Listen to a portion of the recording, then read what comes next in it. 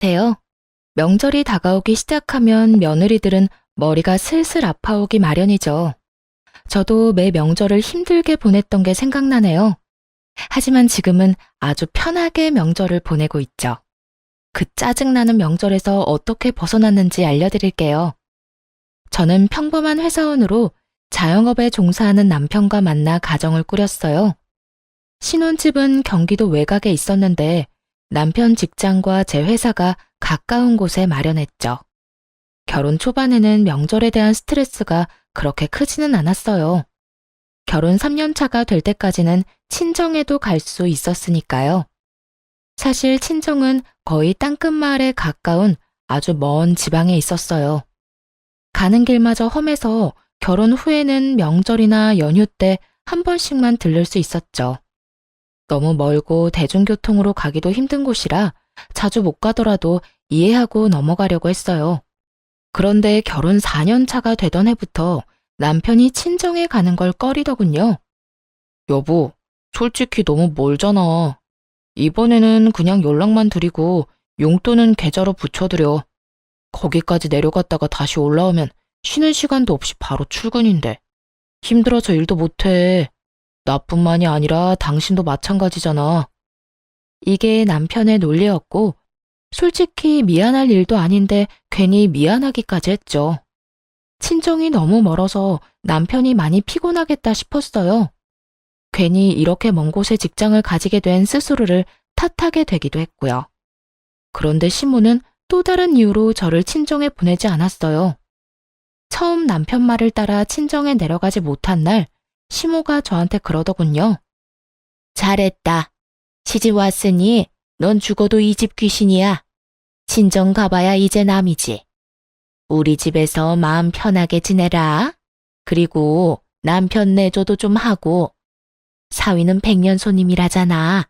친정에 데리고 가봐야 손님밖에 더 돼. 너는 우리 집 가족이지만 거기서 우리 아들은 손님이라는 거 잘 기억하고. 요즘 세상에 장인 장모에게 잘하는 애교 많은 사위도 얼마나 많은데요.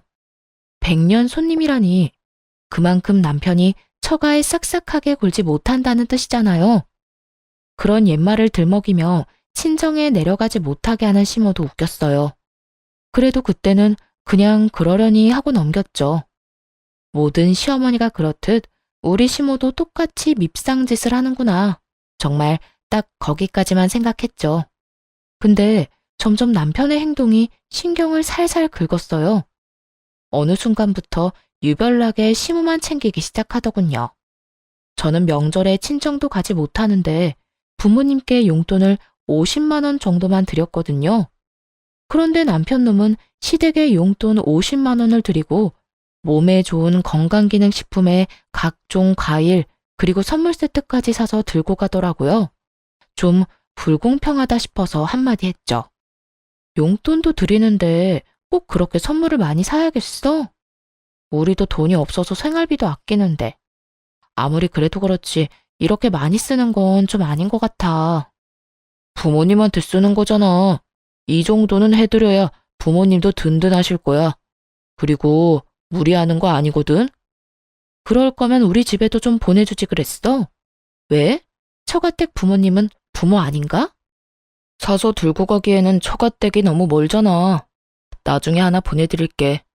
그리고 명절에 보내면 택배 대란 때문에 다 상하고 문제 생길 텐데 그러지 말고 명절 끝나고 보내드리자.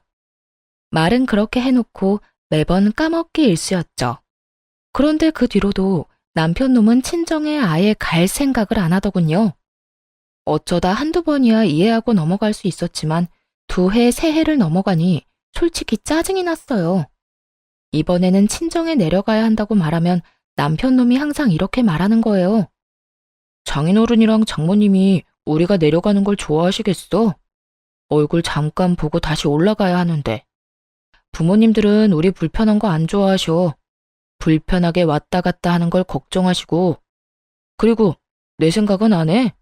내내 운전은 나만 할 텐데 장장 6시간을 운전대 붙잡고 있다고 생각해봐. 그게 인간이 할 짓이야?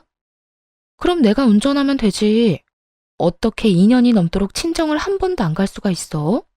그럼 혼자라도 내려갔다 오게 차라도 사줘. 장롱 면허 10년째인 너한테 차를 어떻게 맡겨? 그리고 혼자 절대 못 보내. 당신 혼자 내려가 봐. 장모님이 나한테 전화하셔서 무슨 일 있냐고 하실 거 아니야? 넌 부모님 걱정하게 만들고 싶어? 그럼 어쩌라고. 우리 친정에는 평생 안 갈 생각이야? 누가 평생 안 간대? 시간 나면 가는 거고. 이번만 날인 것도 아니잖아. 좀 기다려봐. 때 되면 다 갈 거라니까. 아휴, 한 대 탁 때려주고 싶을 정도로 얄미운 남편님 때문에 속이 문드러졌어요. 그런데 이런 제 속을 더 파사삭 부서뜨리는 존재가 하나 더 있었어요. 바로 손아래 신우였죠. 신우는 시댁과 먼 곳에 살았는데 어떻게 된 건지 명절 낮이면 도착하더라고요. 우리 부부보다 2년 늦게 결혼했는데 결혼 후 쭉 명절 당일 낮에 자기 친정에 오는 신우가 정말 얄밉기 짝이 없었죠. 왜냐면 시댁이 신우한테는 친정이니까 완전히 주인처럼 행세하곤 했거든요. 찬물 좀 내와라. 식사가 형편이 없다. 도대체 언니는 시댁 와서 하는 게 뭐냐. 저한테 이런 평가질이나 하고 말이죠. 함께 있기 너무나 힘든 존재가 바로 신우였죠. 그런데 시모가 저한테는 친정에 가지 말라고 해놓고선 신우에게는 빨리 오라며 맛있는 거 많이 해놨다고 전화하는 걸 듣게 됐어요. 순간 짜증이 확 치밀어 올랐죠. 아무리 그래도 그렇지 며느리는 친정에 안 보내주면서 딸더러 빨리 오라고 하다니 듣는 며느리 기분이 좋을 리가 없잖아요. 도저히 참을 수가 없어서 신우에게 명절 전날 전화를 했죠. 아가씨, 이번 명절에는 본가 오지 말고 아가씨 시댁에서 시간 보내세요. 올 필요 없을 것 같아요. 아니, 새언니가 왜 나한테 집에 오라 마라 해요? 우리 부모님 집인데 왜 언니가 나를 못 오게 하냐고요. 참나 기가 막혀서. 지금 이게 뭐 하는 짓이에요? 우리 엄마도 새언니 이러는 거 알아요? 어머님은 모르시는데 아마 제 의견에 동의하실걸요? 지금 뭘 모르는 것 같은데 어머님은 아가씨가 집에 오는 거 싫어하세요. 그러면서 평소 시모의 지론을 신우에게 말해줬어요. 며느리는 친정에 자주 가면 안 된다는 그 지론 말이죠. 할 말이 없어 열받았는지 신우가 전화를 뚝 끊더군요. 그리고는 바로 시모에게 전화를 했나 봐요. 명절 전날이라 시댁에 함께 있었는데 옆에 있던 시모가 전화를 받더군요. 그래, 딸. 왜 전화했어? 엄마, 새언니가 나더러 집에 오지 말래. 엄마가 나 집에 오는 거 싫다고 했어? 뭐? 내가 왜 그런 소리를 해? 얘, 너 도대체 우리 딸한테 무슨 소리 한 거야? 왜 오지 말라고 한 거니? 시모가 화들짝 놀라서는 저한테 화를 내며 묻더라고요. 그래서 아무 생각 없는 척 시모에게 태연스레 말했죠. 어머님이 저한테 말씀하셨잖아요. 며느리가 친정 자주 가는 거 보기 싫다고요. 죽어서도 이 집 귀신인데 친정 가면 뭐 하냐고. 그러니까 저도 몇 년째 친정에 안 보내고 있으시잖아요. 안 그래요? 항상 그렇게 말씀하시길래 아가씨한테도 어머님 생각 말해드렸어요. 어머님은 며느리가 친정 가는 거 싫어한다고. 아가씨도 며느리인데 이 집에 오지 말아야 하는 거 아닌가요? 그 이야기를 듣던 시모는 순간 벙찐 모양이었어요. 다 자기가 한 말이었으니까요.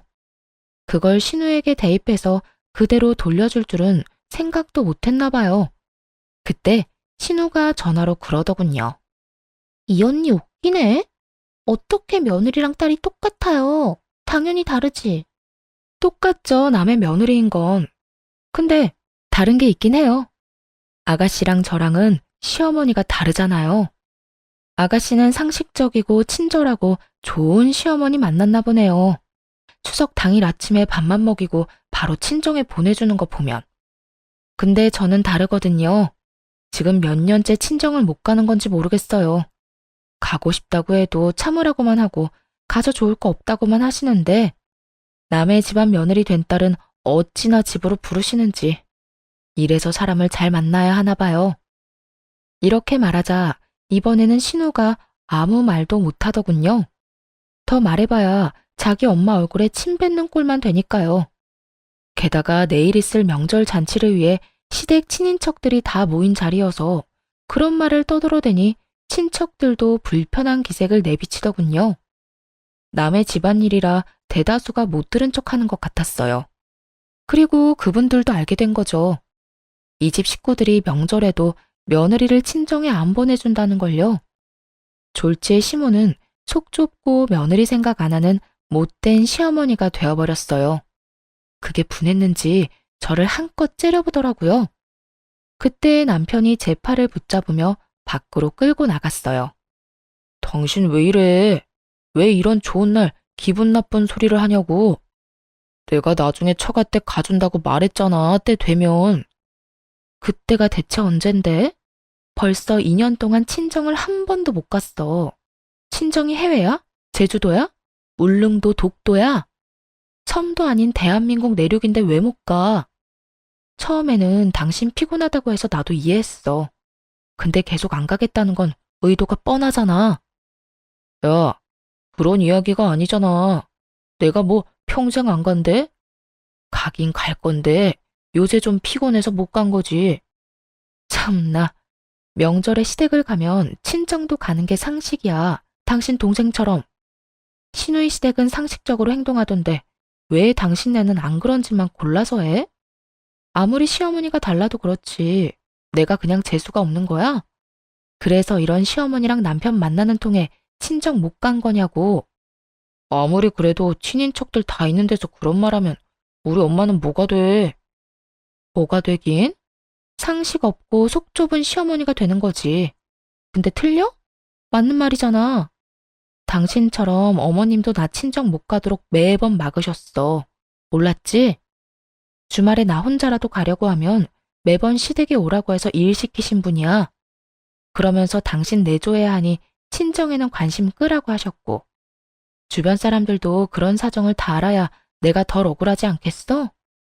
어쨌든 나 이번에는 무조건 친정 갈 거야.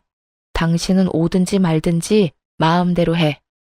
그렇게 말하고 남편 차키를 챙겨서 밖으로 나왔어요. 그리고 남편 차를 타고 친정으로 내려왔죠. 오랜만에 차를 운전하긴 했지만 친정으로 가는 길을 잊어버리지는 않았더라고요. 그렇게 혼자 내려갔더니 친정 부모님이 깜짝 놀라더군요. 너 연락도 없이 웬일이야? 얼마 만에 보는 거냐? 잘 지냈어? 아빠. 잘 지냈어. 근데 우리 사위는 왜 너 혼자 내려왔어?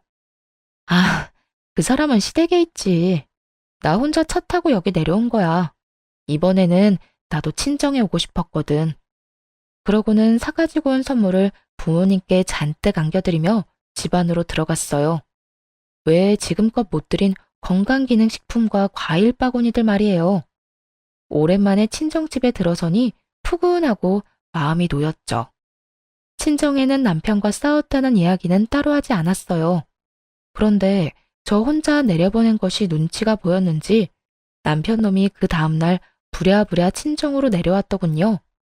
시댁 차를 몰고 왔더라고요. 그런 남편 놈을 보며 무미건조하게 말했죠. 무슨 일로 여기까지 왔어? 시댁에 있지. 당신이 여기 있는데 내가 어떻게 계속 본가에 있어? 장인어른, 장모님, 잘 지내셨죠? 얼마 동안 못 내려와서 정말 죄송했습니다. 앞으로 자주 찾아올게요. 얼마나 갈지 모를 의미 없는 말을 꺼내며 남편 놈이 넉살 좋게 인사를 하더군요. 그래도 그냥 그러려니 했어요.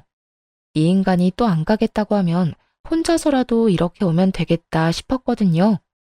그렇게 친정에서 쉬고 집에 도착하니 남편 놈이 그러더군요. 시모가 화가 많이 났다고요. 저는 별로 신경 안 쓴다고 왜 화가 나셨는지 모르겠다고만 했어요. 결국 남편 놈은 더 이상 이야기를 꺼내지 못했고 그렇게 명절이 끝나고 말았어요. 솔직히 마음속으로 앞으로 명절에 시댁엔 절대 가지 말아야겠다는 속셈이 있었거든요. 이제 저는 안 가고 남편만 보내면 되겠다 싶었어요. 그래서 별거 아니라고 생각하고 넘겼고요. 그런데 그대로 진정될 줄 알았던 마음에 이혼의 불씨를 지피는 일이 일어났어요. 바로 시모의 생일날 벌어진 일 때문이었죠. 그해 연말 시모 생일 잔치에 초대받아 갔어요. 생일 선물은 남편이 자기가 마련하겠다고 한지라 저는 신경도 안 쓰고 있었죠. 지난 명절 이후 시모와 화해를 한 것도 아니었고 가봐야 꽂아 놓은 보릿자루처럼 자리만 지키다 올 거라고 예상했거든요.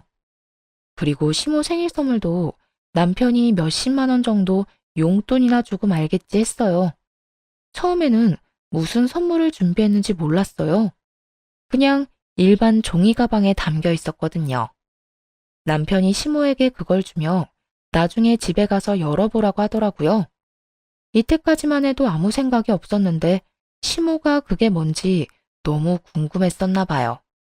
그래서 남편이 화장실 간 사이에 그걸 꺼내서 확인을 했는데 선물을 확인한 순간 제 눈도 뒤집어졌어요. 좋기 몇백만 원은 하는 명품 가방이었거든요. 이 인간이 친정엄마 생일에 준 선물은 12만 원짜리 화장품 세트였거든요.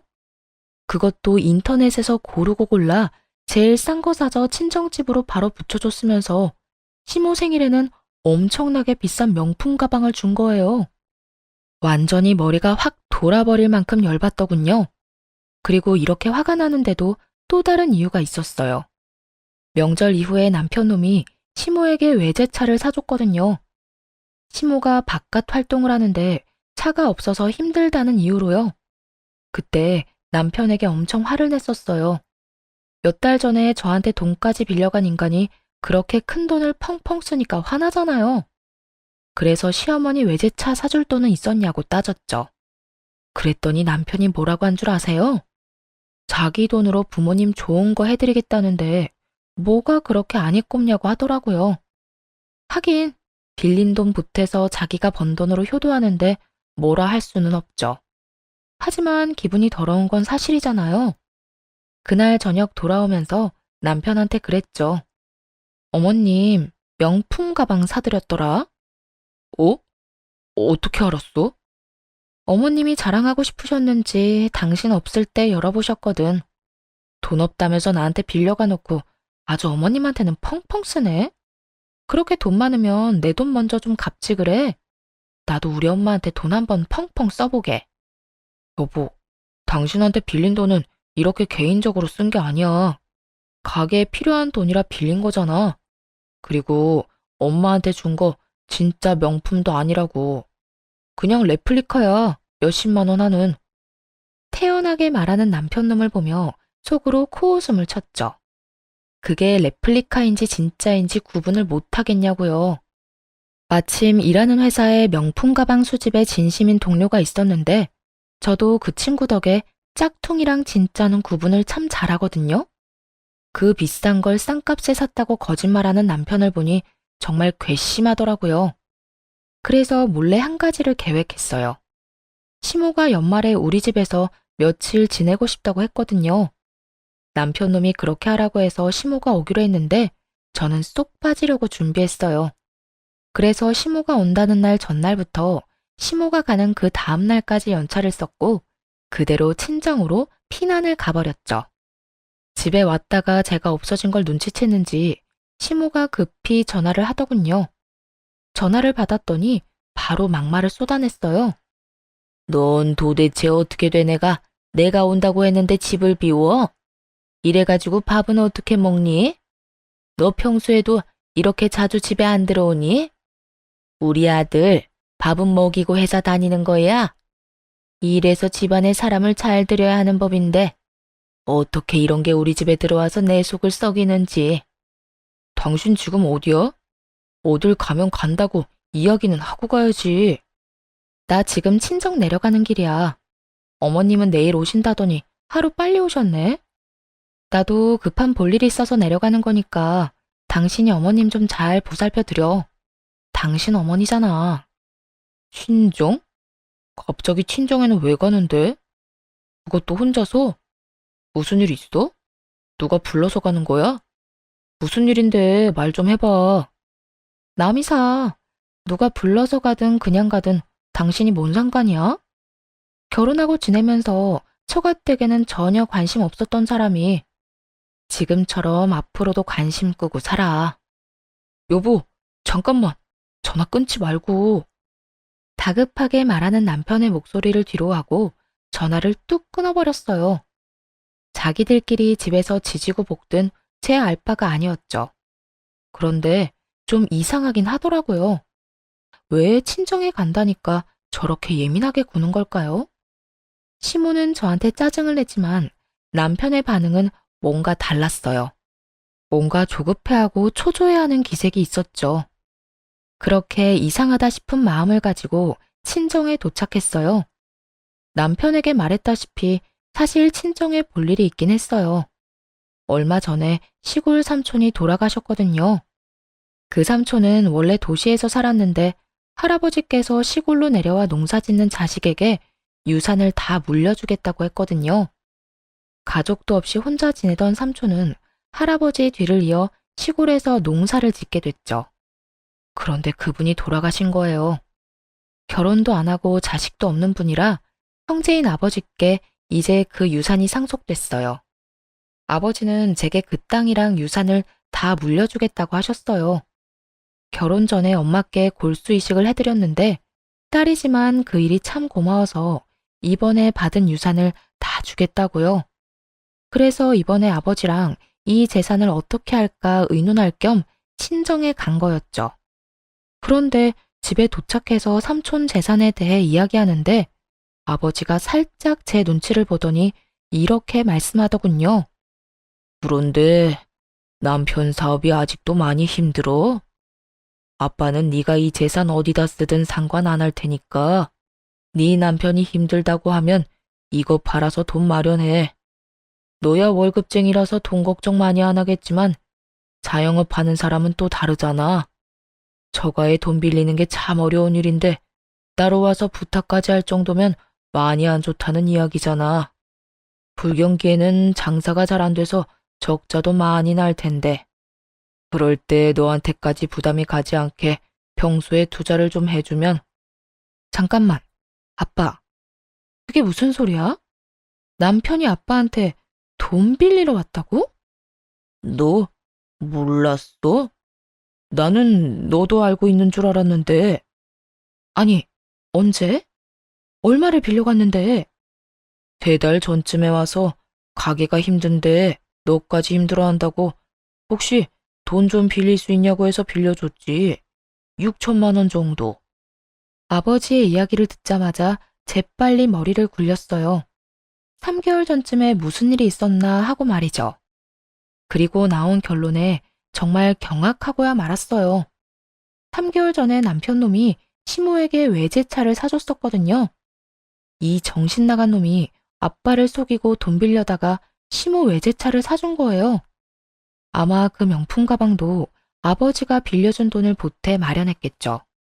저한테도 돈 없다고 빌빌거리면서 1년 전에 돈 빌려간 놈이 저 몰래 아빠에게도 돈을 빌려갔다는 이야기를 들으니 진짜 열불이 나더라고요. 이제야 남편 놈의 이상한 반응이 이해되기 시작했어요. 이 나쁜 놈이 저 몰래 친정 아빠한테 돈 빌린 걸 들킬까봐 친정에 간다고 할 때마다 그렇게 예민하게 군 거였어요. 와, 있는 도끼에 발등 찍힌다는 말이 있긴 하지만 이렇게 호되게 찍힐 줄이야. 정말 상상도 못했거든요. 그저 귀찮아서 친정에 안 내려가는 것이라 생각했는데 그게 아니라 이런 미친 짓을 저 몰래 하고 있었다니. 화가 치밀어 올라 계획보다 더 빨리 일을 마무리하고 집으로 향했어요. 친정에 있는 내내 남편에게서 전화가 왔는데 모조리 씹어버렸더니 나중에는 문자까지 보내오더군요. 어디냐, 언제 오냐, 내가 내려갈까 하고 말이죠. 그래서 답장을 딱 하나 보냈어요. 지금 올라간다. 라고요. 그렇게 집에 도착했더니 시모는 없고 남편 혼자 있더군요. 뭔가 불길함을 느낀 건지 남편 놈이 눈치를 보더니 이렇게 말했어요. 친정에는 왜 갔다 왔어? 장인어른 장모님 아무 일 없으시지? 아무 일도 없으셔. 근데 오늘 우리 사이엔 무슨 일 있을 거야. 나 당신이랑 이혼할 거거든. 갑자기 그게 무슨 소리야? 이혼이라니. 친정에 갈 때마다 어머님께 한 소리 들어야 하는 것도 짜증나고, 쉬는 날에도 내 맘대로 못 쉬는 거 진짜 열받아.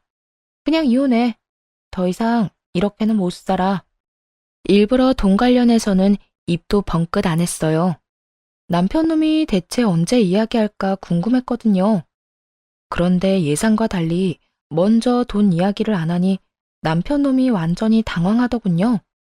이혼을 하게 되면 저에게 빌려간 돈을 당연히 갚아야 할 테고, 그뿐만이 아니라 장인어른한테 빌린 돈도 갚아야 했죠. 그걸 생각하니 아득했는지 똥줄 빠진 것처럼 안절부절 못하더라고요. 그렇게 이혼 소송을 진행했어요. 물론 남편은 절대 안 된다고 했는데 그냥 비웃어줬죠. 이혼이 자기 혼자 안 하겠다고 안 할 수 있는 게 아니잖아요. 그런데 이혼 소식을 어떻게 전해 들었는지 시모가 전화를 했어요. 네가 이혼하자고 했다며? 니깎게 뭔데 우리 아들한테 이혼하자는 거야? 걔가 뭐 잘못한 게 있는데? 나도 그렇고 아들도 그렇고 우리는 떳떳해. 뭐 쫄기라도 할 줄 알았어? 이혼하자면 하는 거지. 그런데 네가 그래봐야 위자료 한 푼도 못 줘. 그리고 네가 결혼할 때 받아간 결혼 자금 그거 고스란히 뱉어내고 이혼해라. 아니면 이 이혼 절대로 못 해주고 끝까지 쫓아가서 그 돈 다 받아낼 생각이야. 그러니까 도망칠 생각하지 말라고 미리 경고하려고 전화했다. 시모의 기세가 아주 등등하더군요. 뭐 이해할 수 있었어요. 시모는 아무것도 모르고 있었으니까요. 그러니까 이렇게 커다란 폭탄을 던질 거라는 상상도 못하고 거만하게 구는 거겠죠. 그래서 그 다음날 준비한 서류를 들고 시댁을 찾아갔어요.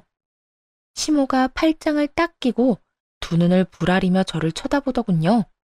그런 시모를 보며 그저 웃으면서 가지고 있는 서류를 거실 탁자 위에 올렸어요.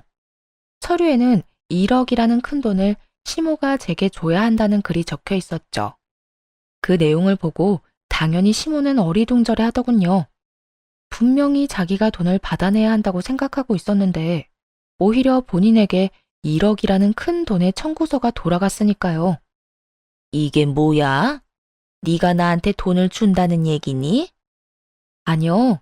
어머님이 저한테 1억을 주셔야 한다는 얘기예요. 그게 무슨 소리야? 너 결혼할 때 내가 1억 줬잖아. 그거 너 다 했잖아. 그러니까 이혼하면 그거 다시 다 돌려줘야지. 어디서 사람을 속이려고? 예상대로 시모는 미친 듯이 소리를 치며 거짓말하지 말라고 난리를 피우더군요. 저는 시모와는 정반대로 차분해졌죠. 여기 남편 통장 내역이 있어요. 어머님이 주신 1억 제 통장에 들어온 게 아니라 남편 통장으로 들어갔고요. 그 1억은 결혼 자금과는 아무런 상관없이 남편 가게 사업 자금으로 들어갔어요. 보면 아시죠? 한글 못 읽는 거 아니시잖아요. 그리고 그 이후로 제가 남편한테 결혼 자금으로 받은 돈은 조금도 없어요. 남편 통장, 제 통장, 어딜 봐도 그런 내역은 없잖아요. 안 믿기시면 변호사 통해서 금융기록 같은 거 살펴보셔도 돼요. 이야기를 듣는 시모 얼굴이 딱딱하게 굳어가기 시작했어요. 그러거나 말거나 서류를 다음 장으로 넘겨서 다시 또박또박 말했죠.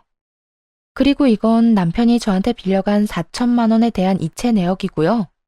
빌려주면서 당연히 갚으라고 이야기했고 그 돈은 온전히 제 월급으로 모은 거 확인할 수 있어요. 그리고 제 통장에는 남편이 그동안 준 생활비 내역이 있는데 6년이라는 기간을 다 통틀어도 총 금액이 1,000만 원도 안 돼요. 그렇다고 남편이 살면서 생긴 빚을 따로 갚은 것도 아니고요. 가게가 어렵다는 말에 제가 6년간 빌려준 금액이 더 커요. 정 의심되면 그것도 금융기록 뒤져보시고요. 그러면서 바쁘게 다시 다음 장을 넘기며 또 말했죠. 시모는 남편과 제가 준비한 서류를 번갈아 보며 몸을 부들부들 떨더라고요. 이건 남편이 저희 아버지에게 빌려간 6천만 원에 대한 차용증이에요. 이건 저도 몰랐는데 얼마 전에 어머님께서 저희 집에 와서 쉬셨잖아요. 그때 연차 쓰고 친정에 내려갔다가 처음 알게 된 사실이에요. 남편이 저한테 아무 말 안 하고 아버지께 돈을 빌렸더라고요. 그 때문인지 친정에 내려가는 저를 방해까지 했고요. 여보, 내가 방해를 한 게 아니라. 남편 놈이 찔리는지 중간에 변명을 하려고 하더라고요. 저도 말이 곱게 나오진 않았죠. 그럼 언제 이야기할 생각이었는데? 너 내가 그날 친정 내려간다고 했더니 필사적으로 막았잖아. 네가 우리 아빠한테 나 몰래 돈 빌린 거 안 들키려고. 게다가 빌려놓고 갚을 생각은 안 하고 펑펑 쓰기만 해? 그걸 어디다 썼는지 내가 모를 줄 알아? 이 가증스러운 쓰레기 같은 인간아. 밥벌레 같은 새끼. 감히 우리 아빠가 피땀 흘려 번 돈으로? 한동안 남편을 욕해주며 째려보다가 시모에게로 고개를 돌렸어요. 시모는 여전히 서류를 붙잡고 못 믿겠다는 듯 바라볼 뿐이었죠. 그러니까 결국 어머님께 드리고 싶은 이야기는 결혼 자금으로 주신 1억 중 제가 쓴 건 없으니 남편한테 받으시라는 말이에요. 또 이 1억은 원래 남편한테 받아야 하는데 남편이 한 푼도 없다고 해서 어머님께 말씀드리는 거예요. 아니, 이걸 왜 내가 갚아? 아들이 빌렸다면서 그러면 아들이 줘야지. 그리고 우리 아들이 왜 돈이 없어? 너희 집이 있잖아. 팔면 돈 나올 텐데 그걸로 마련하면 되지. 그 말을 듣고 조용히 다시 서류를 한 장 더 넘겼어요. 그 집은 저랑 제 친정 부모님이 돈을 모아서 산 집이고요. 그 집에 남편의 지분은 조금도 없어요. 그렇기 때문에 팔 수가 없네요. 전 팔 생각이 없으니까요. 그리고 남편이 빌려간 그 돈이 어디에 들어갔는지 제가 다 알고 있거든요. 어머님이 받으신 외제차 그리고 명품 가방. 그것들 다 남편이 저랑 친정아버지한테 돈 빌려서 사드린 거예요. 그러니까 남편 대신 어머님이 그거 팔아서라도 갚아주셔야죠. 그러자 남편 얼굴이 일그러지더군요. 제가 남편의 상황을 모르길 바랬던 것 같았어요. 이런 돈 이야기 없이 이혼하자고 했을 때 혹시 진짜 모르나 하고 기대했겠죠? 그런 기대를 마지막 순간에 철저히 무너뜨려주는 게 진짜 복수고요. 남편에게 백날 돈 갚으라고 말해봐야 타격감 제로일 테고 이렇게 가족 앞에서 이야기해야 수치심과 두려움이 배가 될 테니까요. 아들아, 저 말이 진짜야? 다 참말이냐고. 너 나한테는 그 집이 다 네 거라며. 거기다 결혼자금 1억도 다 집 사는데 썼다며. 근데 뭐? 빚이 1억? 너 도대체 뭐 하고 다닌 거야? 엄마, 제가 차 사드렸잖아요. 사람 혼이 빠지도록 무조건 비싼 차 사달라고 한 사람이 누군데요? 안 될 것 같다고 했을 때 엄마가 뭐라고 했는지 기억 안 나요? 돈 빌려서라도 사주는 게 자식된 도리라면서요. 그래서 장인어른한테 빌려다 외제차 해드렸잖아요. 남편 놈이 도리어 화를 내며 말하자 시모는 충격을 이기지 못했어요. 너 그걸 말이라고? 아이고 머리야. 아이고. 시모가 머리를 부여잡고는 못 쓰러질 듯 휘청거리더군요. 그러다 소파 위로 풀썩 주저앉았어요. 그리고 잠시 후 처음과는 전혀 다르게 차분해진 목소리로 슬쩍 말하더군요. 예, 나는 이런 사정 같은 거 아무것도 몰랐어. 우리 아들이 이런 짓을 했을 줄은. 이건 정말 큰 문제야. 그냥 넘어갈 순 없지. 그런데 이렇게 이혼해서는 안 돼. 차라리 같이 살면서 갚게 하는 게 낫지 않겠니? 아까의 기세등등하던 태도는 어디로 갔는지 이제는 시모가 이혼하지 말라고 권유하더군요. 살면서 돈을 갚도록 하는 게 더 좋다는 이유로 말이죠. 안면물수라는 게 이럴 때 쓰는 말일까요? 너네가 이혼한다고 쫄릴 줄 아냐며 큰 소리는 펑펑 쳐놓고 남편에게 빚이 1억 있다는 걸 알자마자 급박하게 꼬리를 내리는 시모 꼴이라니.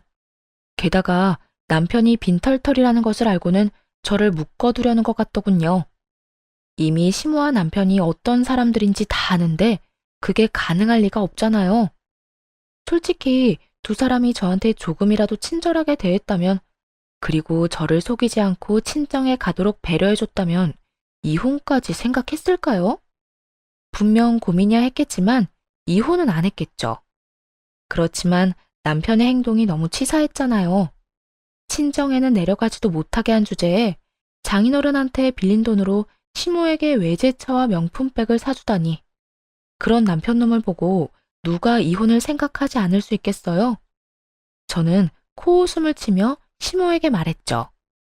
아드님 이혼 안 시키고 절 붙잡아 보려는 그 마음은 알겠지만 이미 늦었어요. 이혼 소송 진행 중이거든요. 그리고 이혼하든 안 하든 이 돈은 남편이 갚아야 하는 거고요. 저희 아버지도 그렇고 저도 그렇고 이 돈 어떻게든 받아낼 거예요. 그제야 시모가 무너지더군요. 갑자기 고개를 쳐들더니 실성한 여자처럼 아들에게 소리쳤어요. 난 못 갚아. 네 잘못이고 네가 빌린 돈이니 네가 갚아. 내가 뭔가 해줄 거라고 절대 기대하지 마. 잘못한 건 네 놈이고 나는 결백하니까. 결백한 것 치곤 시모가 받아먹은 게 워낙 많아서 남편 놈도 가만히 있진 않았어요. 아니, 그 돈 빌려서 온전히 저한테 쓴 것도 아닌데 왜 못 갚아주는데요? 와, 엄마 진짜 얼굴에 철판 제대로 깔았네. 그만큼 받아놓고 이제와 발뺌을 하신다? 그건 제가 용납 못해요. 두 사람은 1억이라는 빚 앞에 한 치도 물러서지 않고 팽팽하게 싸우더군요. 그런 둘을 놔두고 그 집을 빠져나왔어요. 그리고 집에 오자마자 용달차 부르고 안방에 있는 남편 짐부터 꺼냈죠.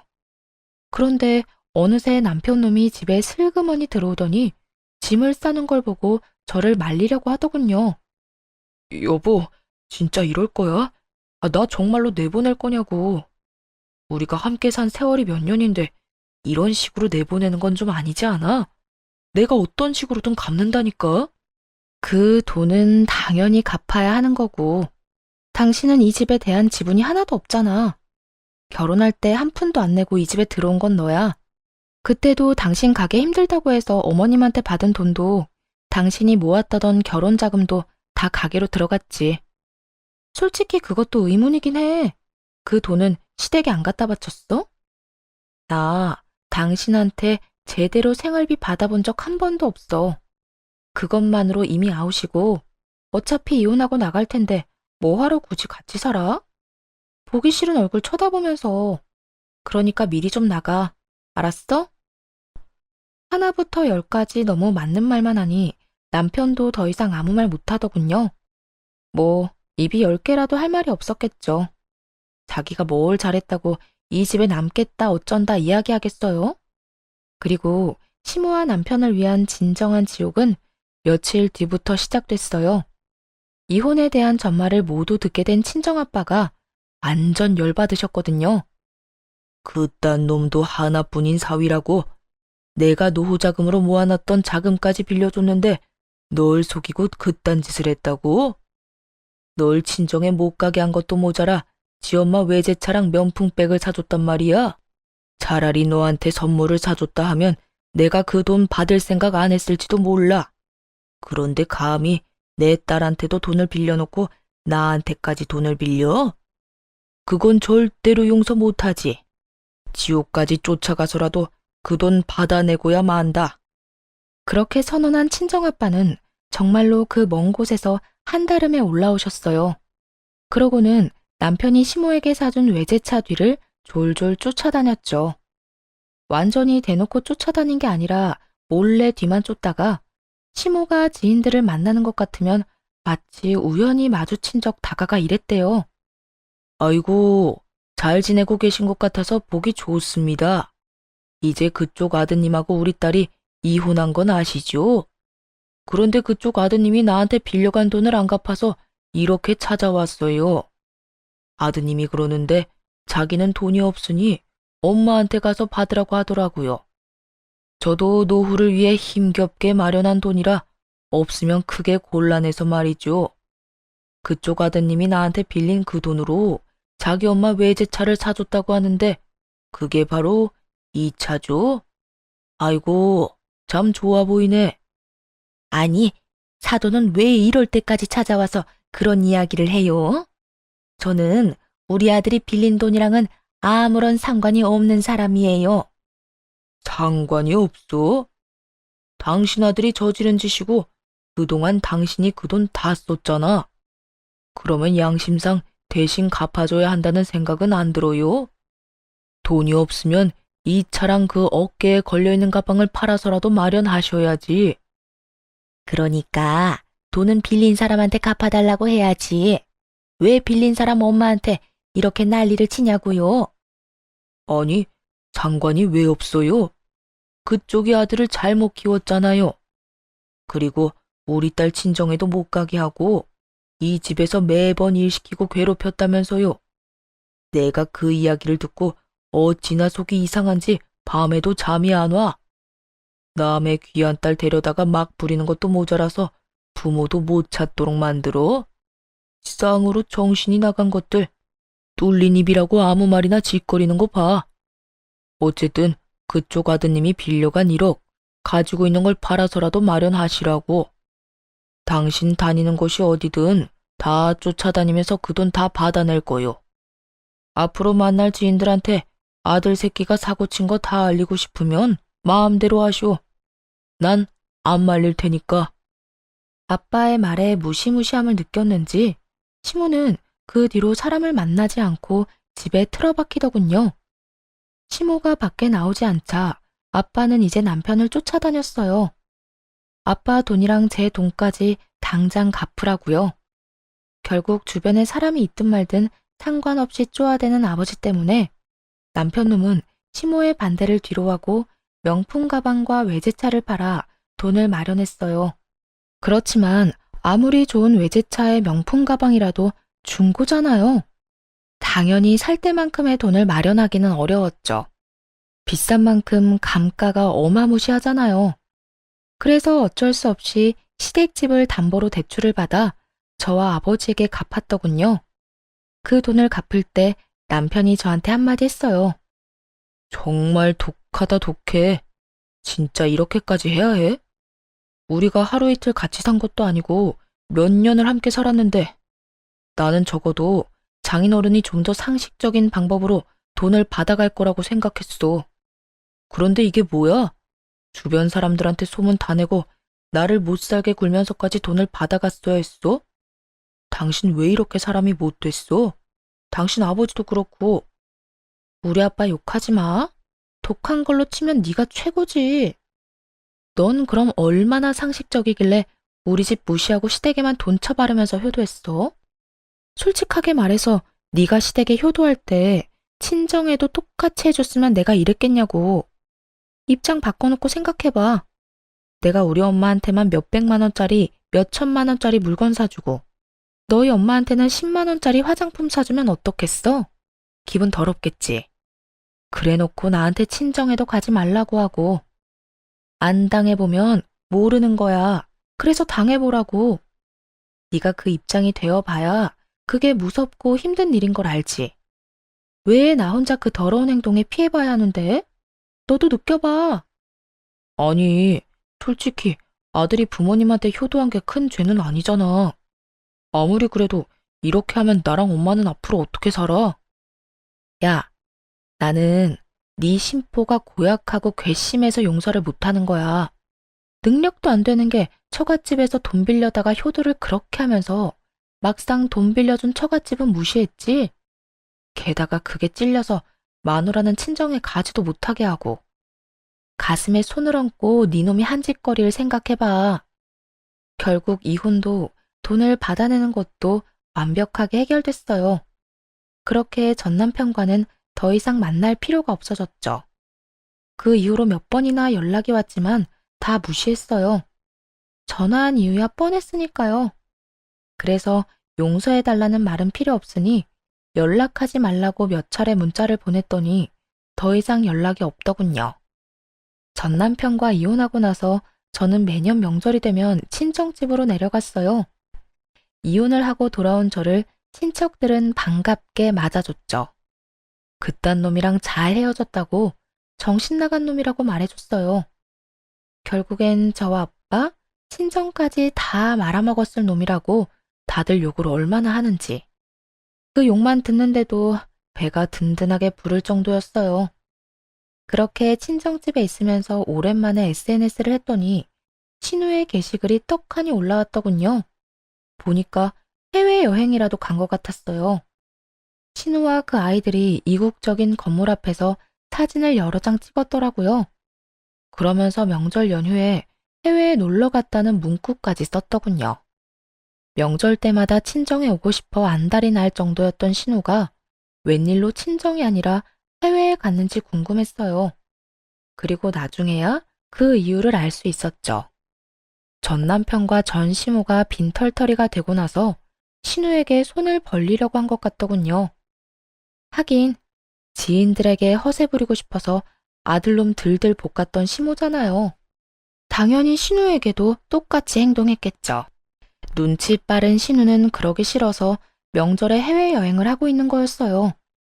매년 떠들썩하게 사람 많던 시댁에 결국 찬바람만 쌩쌩 불고 있는 상황인 거죠. 게다가 들어보니 전 시모와 전 남편의 관계는 더욱 악화일로를 걷게 됐더라고요. 전 남편이 결국 시댁에서 나와 가게에서 숙식하고 있다는 소식을 들었어요. 자신을 구박하고 차랑 가방 돌려달라며 찡찡대는 시모 때문에 말이죠.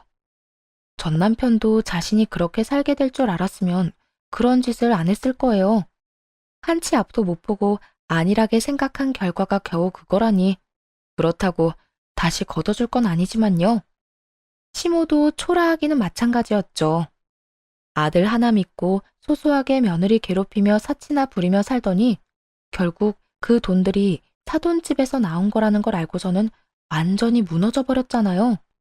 자기 욕심 때문에 자식이 저 지경이 된 건 눈에도 안 들어오고 그저 자기한테 줬던 걸 뺏었다는 생각만으로 자식을 모질게 대하니 전 남편도 그런 전 시모에게 정이 다 떨어졌겠죠. 결국 시모는 이제 명절을 아주 조용하고 조촐하게만 보내게 됐고 나날이 아들, 딸의 지원도 끊겨 근근히 살아가고 있다고 하더군요. 뿌린 대로 거둔 꼴이 참 웃겼죠. 이렇게 저는 그 지옥 같은 시댁의 명절에서 벗어날 수 있었어요. 이혼한 걸 절대 후회하지 않아요. 더러운 꼴 보기 전에 떠나는 것도 좋은 방법일 수 있답니다.